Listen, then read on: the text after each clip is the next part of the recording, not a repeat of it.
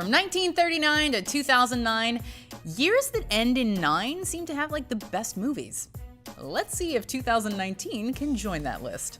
Hey guys, I'm Rebecca from WatchMojo, and today we're counting down our picks for the top 10 best movies of 2019 so far. That means we're looking at the movies released in the first half of 2019 that are sure to stick with us. Let's check them out.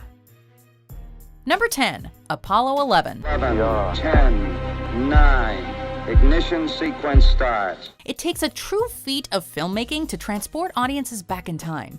But that is exactly what director Todd Douglas Miller accomplishes in the documentary Apollo 11, a captivating exploration of the 1969 mission that put a man on the moon. Since this spaceflight happened 50 years ago, you wouldn't think there'd be much left to say. Through never-before-released footage that Miller's team recovered and gorgeously restored, however, this historic milestone is given a whole new perspective. The Eagle has landed.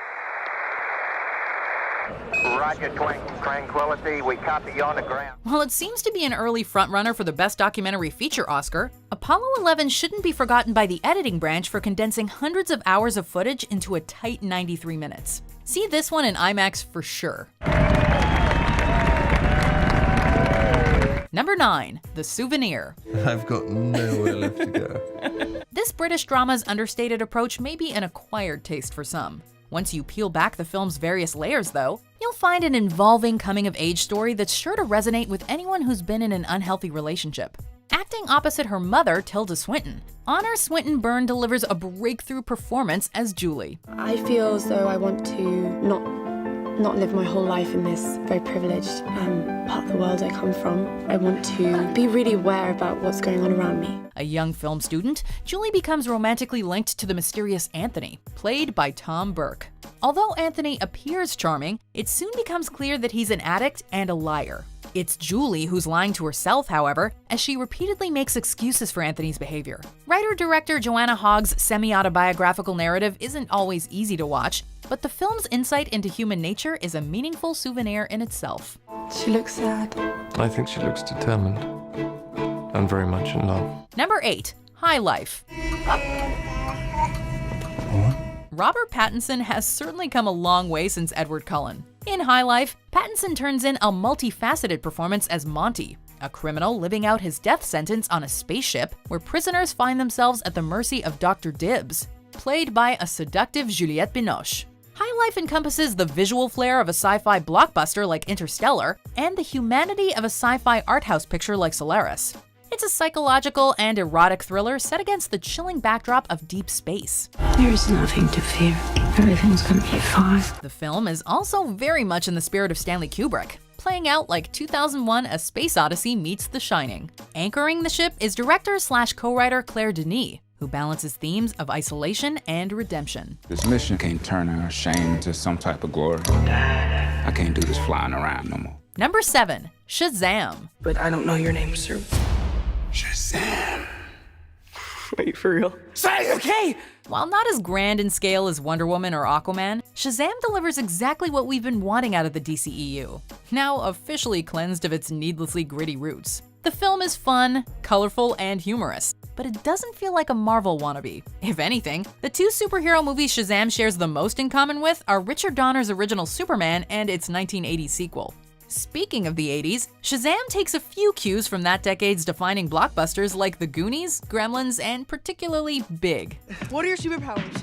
Superpowers, dude? I don't even know how to pee in this thing. The film's success can largely be attributed to Zachary Levi, who convincingly portrays a boy trapped in a Superman's body, and Asher Angel, who paints an authentic portrait of a child coping with abandonment.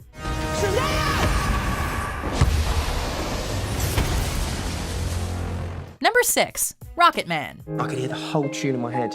It was all there, I could see all the notes, and I just had to get it out. From Bohemian Rhapsody to Rocketman, director Dexter Fletcher has played a hand in two of the most rousing musical biopics of the past decade.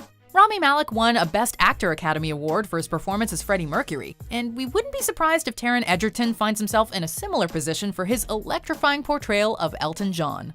Egerton blasts off the silver screen as the charismatic English singer, taking the audience on a voyage down the yellow brick road. I'm thinking of changing my name to Elton. But that's my name. Yeah, I know. The film chronicles John's neglected childhood, rise to superstardom, and battle with substance abuse, all of which is set to a pitch-perfect selection of songs. The result is not only a stimulating jukebox musical, but also a fascinating look behind the heart-shaped glasses. Number 5. How to Train Your Dragon: The Hidden World. I don't see a way of staying here any longer. 2019 is sure to go down as a landmark year for animated sequels. The Lego Movie 2 was a gleeful follow-up to its 2014 predecessor, and The Hidden World concluded the How to Train Your Dragon series on an appropriately bittersweet note. The story of Hiccup and Toothless is perhaps the closest an animated franchise has come to replicating the magic of Peter Jackson's Lord of the Rings trilogy. Each chapter raised the stakes, expanding upon the lore, and took the action to new heights. Most importantly, the series never stopped evolving its characters. It really does exist.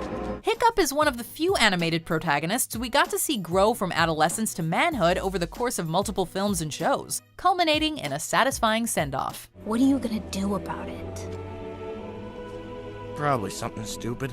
Number 4. Booksmart. What took them 4 years, we are doing in 1 night! The funniest movie of the year so far also just might be the wisest. Olivia Wilde's foray into filmmaking is carried by the wonderful dynamic between stars Beanie Feldstein and Caitlin Dever. The two actresses reportedly made an instant connection upon meeting, deciding to move in with each other shortly after.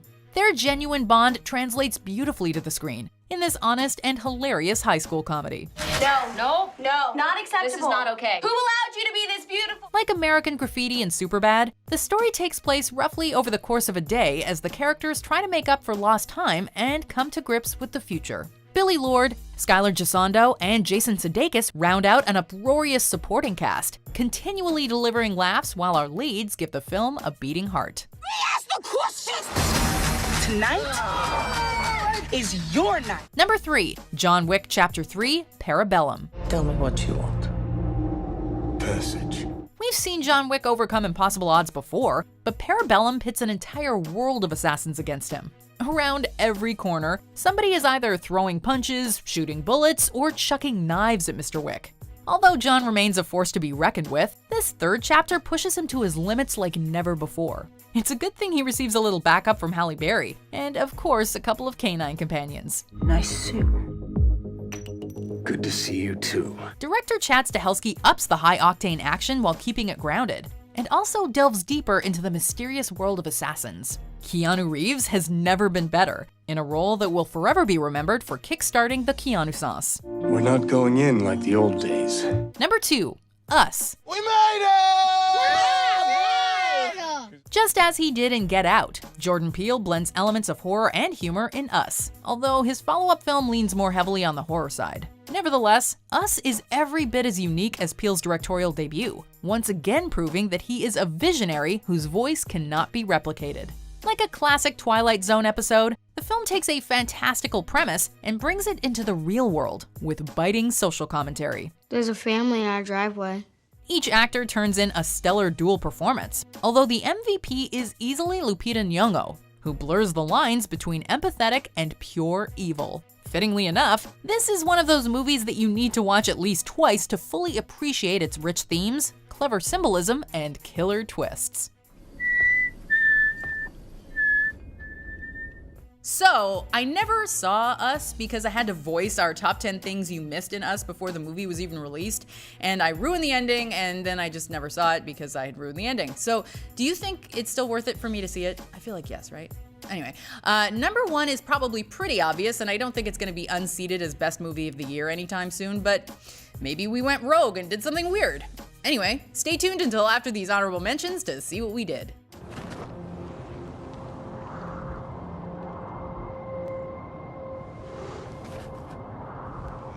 I don't understand why she didn't tell me. Well, I don't know. Maybe she didn't like you. One day I will swallow up the world.